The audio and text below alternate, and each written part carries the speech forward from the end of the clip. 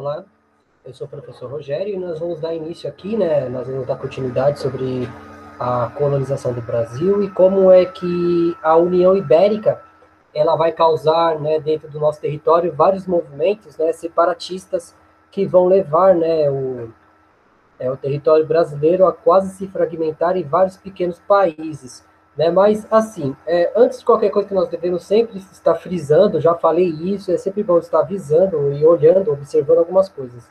Bem, o Brasil ele não se reconhecia como território unido.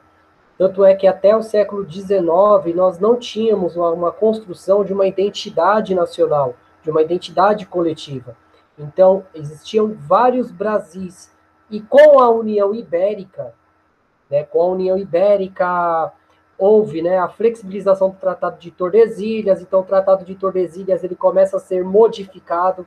E quando o Tratado de Tordesilhas ele começa a ser modificado, então o território vai começar a ser esticado para o oeste, e com isso, né, vai ter a relação entre os bandeirantes, os indígenas, os jesuítas, a entrada dos africanos para serem escravizados no Brasil, a relação de outros povos que vieram para o Brasil, como os alemães, os holandeses, os franceses, os ingleses, e com isso, né, nós precisamos sempre reforçar o seguinte: o território brasileiro é muito grande e era preciso de um esforço muito grande também para colonizar todo esse território, fazer com que todo esse território fosse, né, povoado. Então, levando em consideração isso também, nós devemos também levar algumas questões importantes. Então, com a divisão da União Ibérica, então, a partir de 1640, né, houve o fim da União Ibérica, e com isso Portugal ele vai entrar em crise por conta do investimento, do alto investimento que Portugal foi obrigado a fazer para se desvencilhar da Espanha. E isso não vai ficar impune aqui para nós. Tanto é que depois dos tratados, né, com o Tratado de Madrid, os tratados que vão regulamentar as fronteiras da nossa colônia, né, do Brasil colônia, né, nós temos que pensar o seguinte: o que vai acontecer? Né? Então, a crise econômica que Portugal estava passando não vai ser esquecida. E eles vão olhar para quem? Né, para nós, para o Brasil, e com isso eles vão começar a modificar a relação, né, a relação entre colônia e metrópole. Isso vai fazer com que os impostos, né, os impostos vão ser modificados. Então, o que o Brasil vai passar a pagar muito mais imposto para a coroa, e isso vai levar também à criação de alguns monopólios. No caso da criação, né, das companhias comerciais dentro do território colonial, que nós vamos ver, né, com essas revoltas que nós vamos estudar a partir de agora. Então, assim, uma das coisas que nós sempre devemos estar frisando aí, né, frisando no nosso estudo, né, da história do Brasil. Bem, então, a metrópole ela vai reagir. Ela precisava reagir para buscar, né, resgatar o seu auge, né, depois de perder a hegemonia, né, a hegemonia da produção açucareira, e também por conta, né, dos gastos excessivos que foram realizados na guerra contra, né, o Felipe II, né, e no caso da fragmentação né, da União Ibérica. Bem, então o que vai acontecer aí, principalmente, né, com o Brasil? Né? Então, no caso, a entrada para o interior, né? Então aqui nós vemos né, uma construção do período colonial ali da cidade de Ouro Preto, né, que era a capital, né, de Minas Gerais até o século XIX. Né? Então, os padrões coloniais, entre outras coisas, né, vão levar o quê?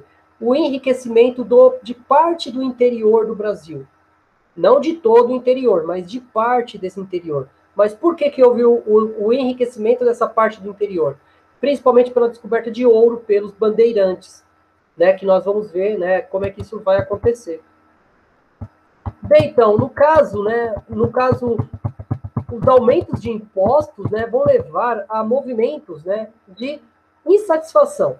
Né? Então, o domínio estrangeiro, né, especialmente dos holandeses, entre outras coisas, vão levar, né, a revoltas, né, que vão buscar expulsar esses estrangeiros, mas esses recursos, né, também vai fazer com que Portugal, né, olhe para o Brasil e comece, né, a aumentar a sua carga tributária.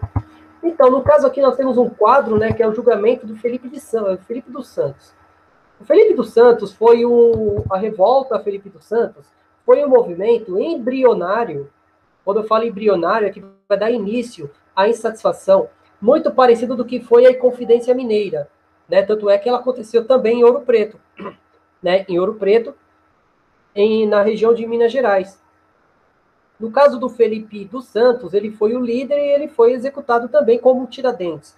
Mas nós vamos ver isso aqui um pouquinho mais para frente. Bem, então, no caso, né, os colonos, né, eles começam a perceber, né, que Portugal estava, né, começando a aumentar a taxação de impostos e, principalmente, os cargos administrativos que vão ser dados aos, né, dentro das colônias serão apenas para portugueses nascidos em Portugal. Né? Então, isso também vai gerar algumas repercussões positivas ou negativas dentro desse contexto. E a crise econômica que Portugal estava passando vai fazer com que Portugal, né, controle a venda de produtos básicos aqui no Brasil, como o sal, o vinho, o trigo, o bacalhau, né? Então, produtos de necessidades básicas dentro do território nacional, do território colonial.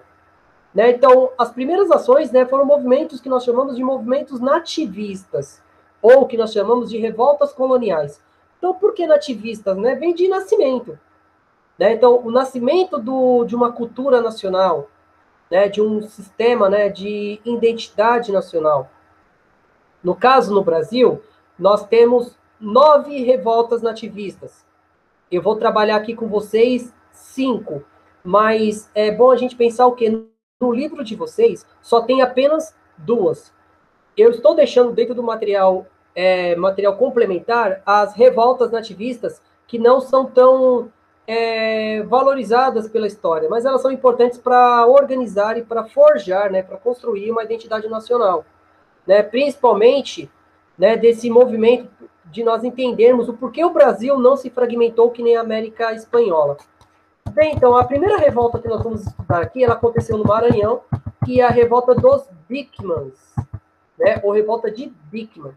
Bem, então, no caso aí, o Maranhão, né, a colônia do Maranhão, da província do Maranhão, que reunia o Maranhão, o Pará e o Amazonas, né, a Amazônia. Então, no caso aí, essa região ela era muito próspera, né, ela tem algumas, né, questões importantes, né, principalmente depois da expulsão dos holandeses, né, então, e principalmente vai começar a valorização né, a precarização do açúcar, né, vai ser extremamente, né, custosa para os portugueses, e em 1649, os portugueses eles fundam ali a Companhia Geral do Comércio do Brasil, no Maranhão. Então, o que isso vai fazer?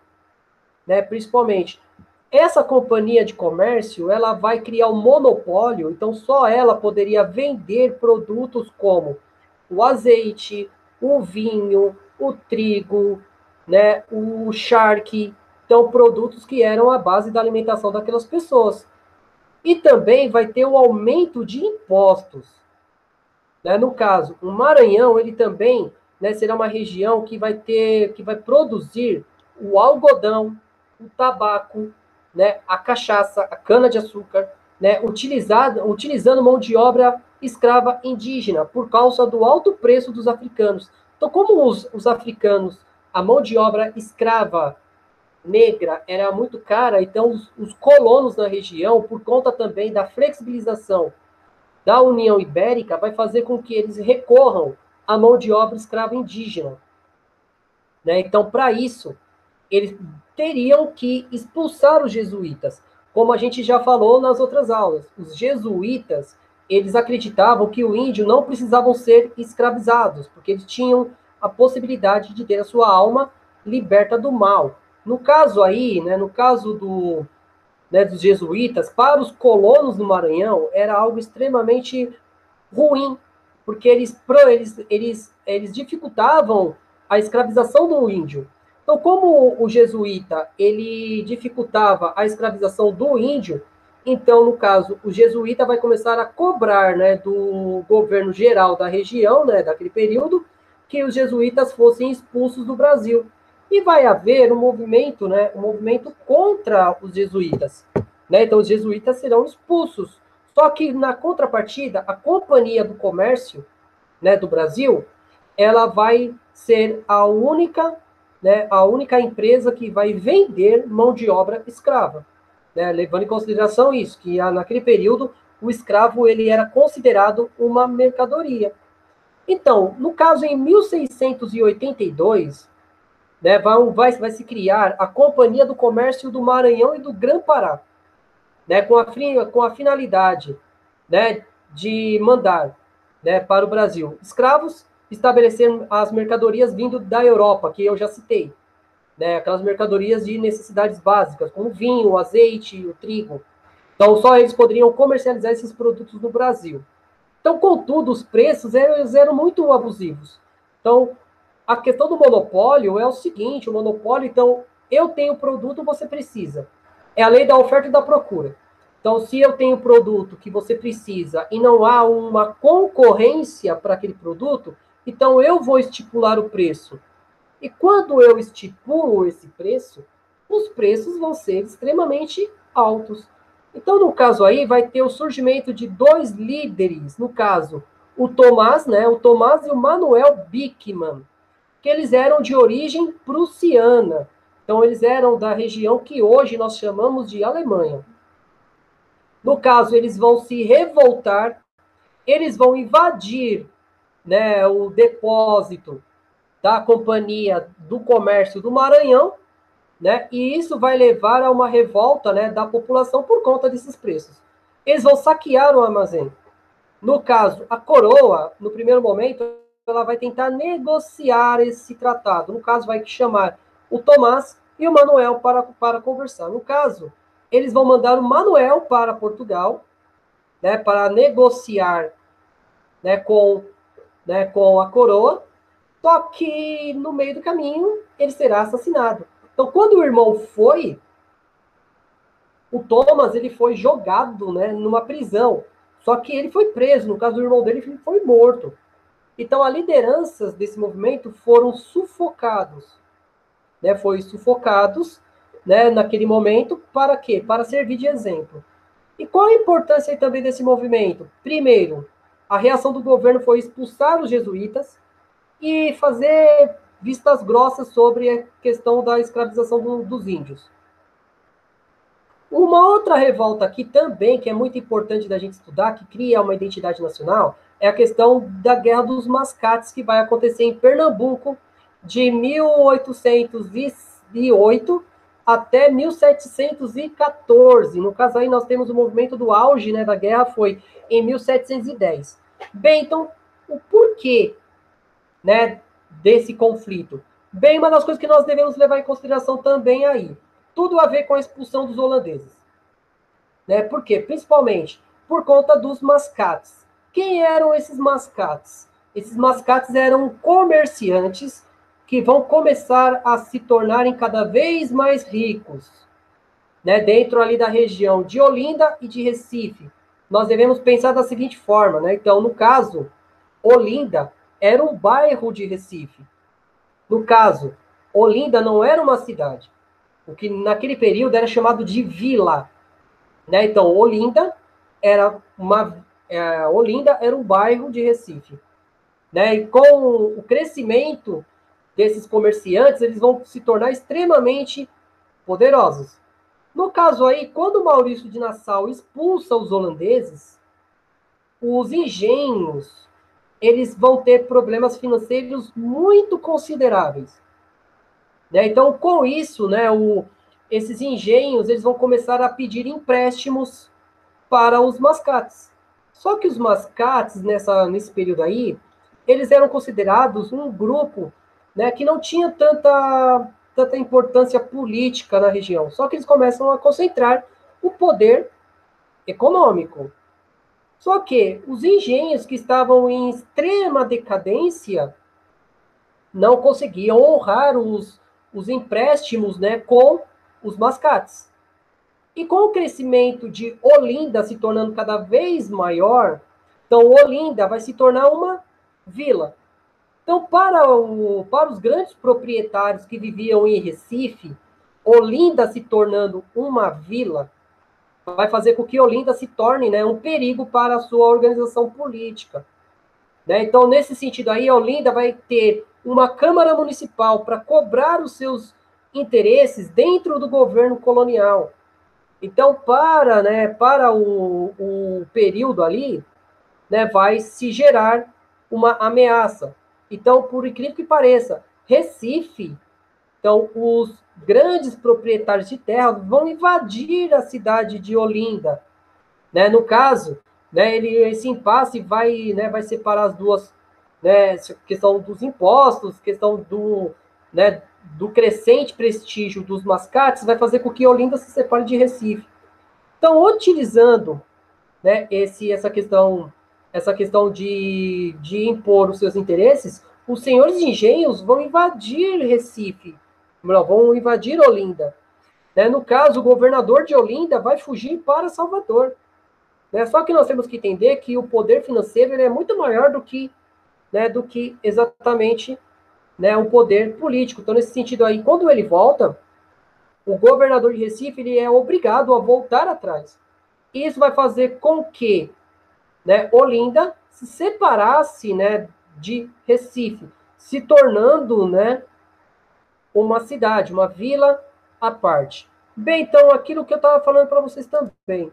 No caso, né, das revoltas, nós temos também outros movimentos revoltosos, que eu vou passar rapidinho por três movimentos importantes aí que nós devemos, né, estar frisando, né, sempre pensando na história do Brasil um pouco mais ampla, né, de uma forma mais dinâmica. Né? Não houve só essas duas revoltas, houve várias.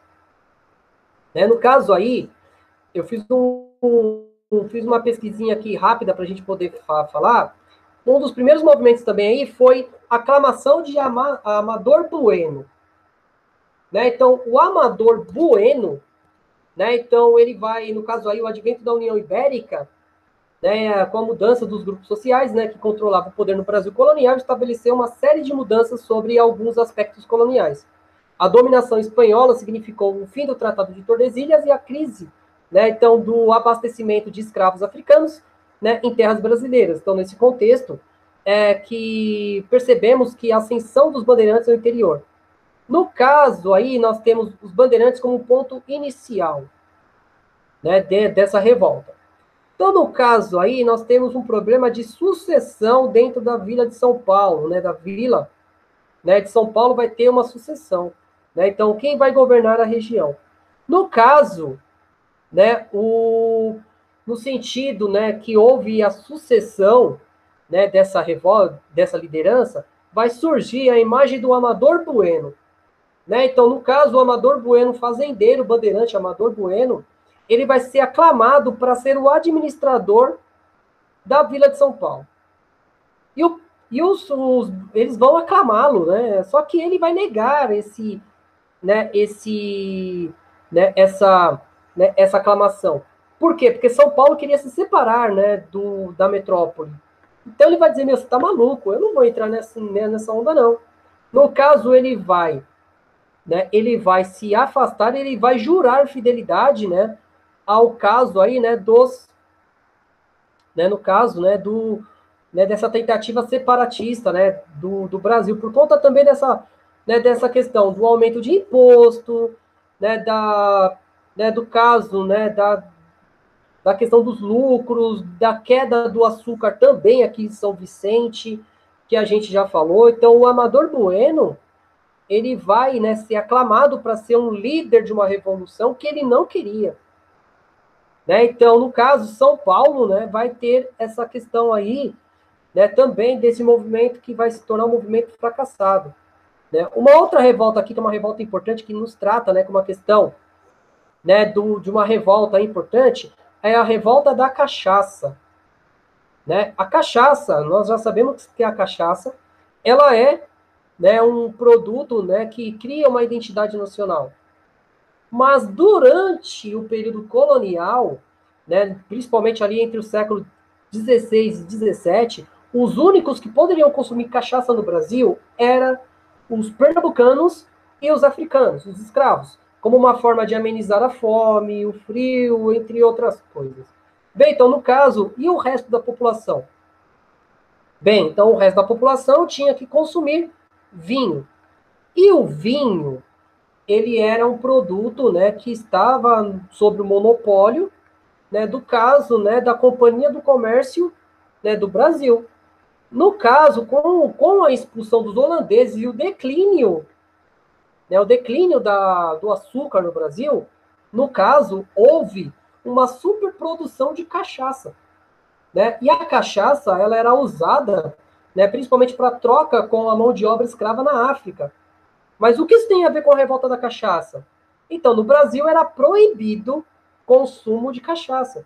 O consumo, o comércio, entre outras coisas. Então, nessa condição aí, né, nós temos que pensar que vai ter um aumento de impostos. No caso aí, né, no caso na cidade ali do Niterói, nós teremos o governador Tomé Correia de Alvarenga. Então, o que, que ele vai fazer? Né? Ele vai aumentar os impostos, né, mas ele vai permitir o consumo da cachaça. Então, isso vai começar a gerar um problema muito sério para a Companhia do Comércio de Portugal, aqui do Brasil. Então, isso vai fazer com que a companhia se volte a Portugal, e Portugal vai sufocar esse movimento aqui no Brasil, que vai gerar uma revolta. Né? Então, nessa posse aí, né, então, nesse sentido, né, então a cachaça, ela vai ser o estopim dessa revolta. Né? E houve, né, no caso, morte de vários políticos, como, né, o Jerônimo Barbalho, né, que, né, foi enforcado e sua cabeça foi levada para Portugal como um exemplo. Né? Mas só em 1661 que a corte, né, ela volta atrás e permite, flexibiliza o consumo da cachaça aqui no Brasil. Então, tudo tem a ver com os interesses comerciais. Né? Então, no caso, o governador que permite o consumo da cachaça, ele tem que se responsabilizar por isso. Mas, né, no caso, né, vai se gerar um conflito entre a população por conta do consumo da cachaça em contraponto do consumo do vinho. Né? Então, tem todos esses contextos aí. Né? Então, nós temos o contexto, né, principalmente da censura, da política, entre outras coisas. E em 1661, né, no caso a coroa portuguesa, resolveu perdoar os envolvidos e considerar o protesto legítimo. Né? E com isso, volta a permissão do caso do consumo da cachaça. Bem, uma outra revolta aí também tem a ver com a cobrança de impostos, que é a revolta do Maneta. Né? Então, nós estamos falando ali do século XVIII de novo. Então, nesse período aí, os ingleses, né, vão desfrutar de uma notória ascensão, né, sobre a questão da supremacia econômica na Europa. Entre outros, né, empreendedoras, destacamos uma série vantajosa de acordo com Portugal. Então, a revolta do Maneta tem a ver primeiro com o domínio inglês do comércio na colônia. Bem, nesse sentido aí, né, nós temos a aliança, né, entre que agitaram o ambiente econômico, né, então reconfiguraram as relações entre Portugal e Brasil, então aquela relação da cobrança de impostos. Então, consequência, né, vai ter o surgimento, né, do movimento chamado de Motim do Maneta. Né? Então, no caso, nesse contexto aí, né, então nós temos a Guerra de Sucessão, né, no caso da Espanha, então isso vai acirrar os ânimos entre as coroas europeias, a França, Portugal, né, no caso, o Portugal. Então, no caso aí, vai ter o quê?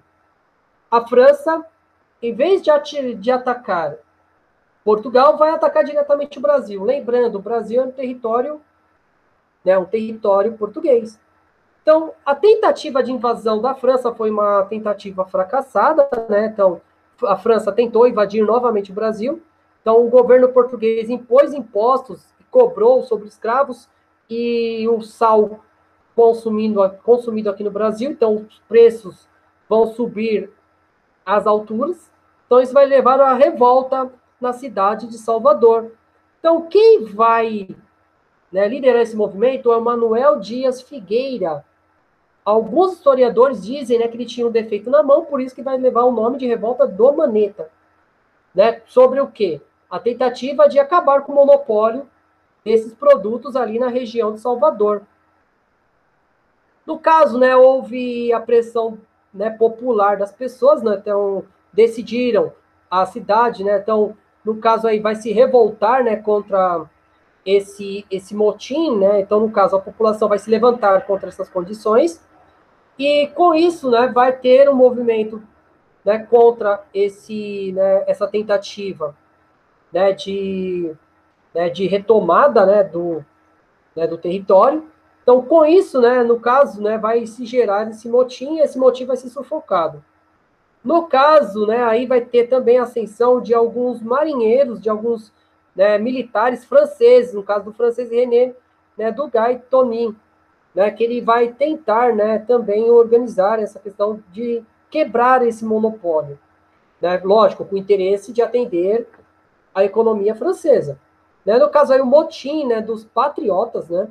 No caso, o protesto vai organizar as tropas brasileiras que chegaram a consolidar, né, o comando do francês, o resgate, né, a partir das Guianas francesas. No caso, vai ter a reorganização do norte da América do Sul, né, delimitando ali o território das Guianas. Né? Esse movimento é muito importante nesse sentido.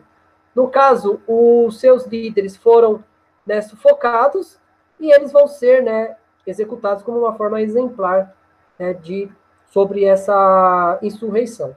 Bem, então, nesse contexto todo, né, daquilo que nós estamos estudando, eu acho sempre bom a gente frisar aquilo que eu sempre falo para vocês. A história do Brasil, ela é cunhada não apenas de movimentos pacíficos, mas também de movimentos, né, a partir de conflitos. Nenhuma história ela é produzida apenas com momentos de paz, mas também com momentos de conflitos. Bem, gente, então acredito que tenha sido isso. Agradeço a todos. Qualquer dúvida, estou aqui à disposição pelos canais que vocês já estão, né, conscientes. Muito obrigado e até a próxima.